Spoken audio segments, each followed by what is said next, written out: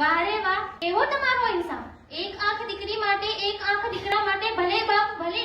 પણ એક વાત તો યાદ જ રાખજો, દીકરી છો તો શું થયું? જીવાશે તો હંમેશા વટથી જ. કોઈ પણ વાત કોઈ પણની જોડે ચાલતી હોય, પણ લોકોની નજરમાં તો એનો બીએફ જ હશે. ગાડી ભલે ને ભાઈની હોય, પણ લોકોની દ્રષ્ટિએ તો એનો બીએફ જ થાય.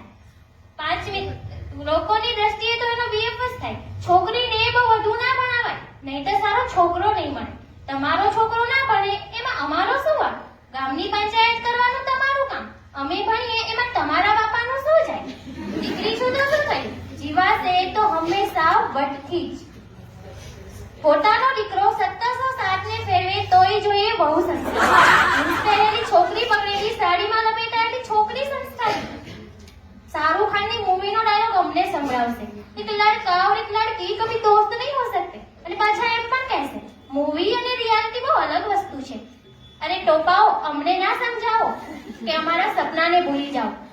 જોયેલા સપનાઓ પણ સાકાર થશે, ઊંચી ઉડાન પણ ભરાશે, જેનાથી તે થાય ને તે તોડી લેવાની છૂટ. પણ જીવાશે તો વટથી જ. દીકરી છું તો શું થયું ભાઈ? જીવીશ તો હંમેશા વટથી જ.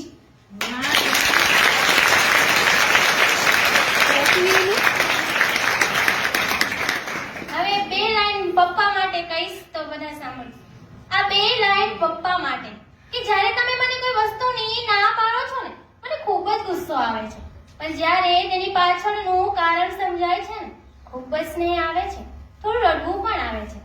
તમે મને એકલા ચાલતા શીખો છો, ક્યારેક હાથ પકડીને તો ક્યારેક હાથ છોડીને આ દુનિયા સામે લડવાનું અને સમજવાનું શીખો છો.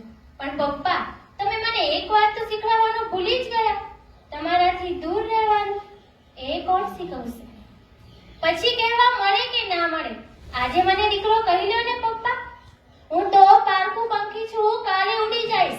આજે મને ભેટીને બહાર કરી લ્યો ને પપ્પા. અહીં રડે તો બધા જ છે મારી માટે, પણ તમે મને થોડું હસાવીને તમે પણ હસી લ્યો ને પપ્પા. અને હવે થોડું કહીશ કે જો અહીંયા પહોંચી હોય ને તો સપોર્ટમાં ખાસ કરીને ઘરનું નામ તો પહેલા નહીં દઉં, ખાસ તમારા શિક્ષકો અને અમારી ફ્રેન્ડ અને મારી બધી જ બેનપણીઓ, નહીંતર આ સ્ટેજ પર હું ક્યારેક પહોંચી જ ના શકું. અને આ બે લાઈન મમ્મી માટે અને મારા બધા ટીચર માટે હું ડેડિકેટ કરીશ કે જો એક માની દુઆઓ સાથે હોય ને સાહેબ, જો એક માની દુઆઓ સાથે હોય ને સાહેબ, તો સમય શું આ નસીબને પણ બદલ